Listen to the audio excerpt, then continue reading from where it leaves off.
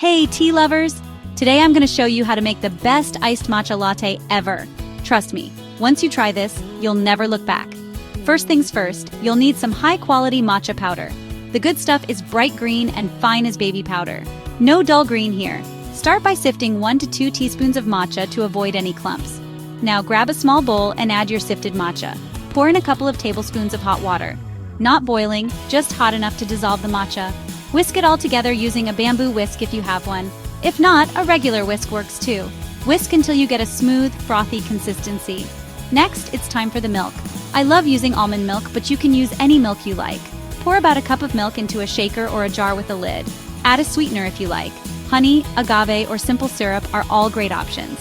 Now add a handful of ice cubes and shake it up. You want it nice and cold. Okay, almost there. Fill a glass with ice. Pour your frothy matcha over the ice first. Follow up with your sweetened, chilled milk. You'll see this beautiful marbling effect as the green matcha mixes with the milk. Give it a quick stir, pop in a straw, and you're ready to enjoy. And there you have it, a refreshing, delicious iced matcha latte. So next time you need a cool pick-me-up, skip the coffee shop and make this at home. Until next time, stay cool and keep sipping. Keep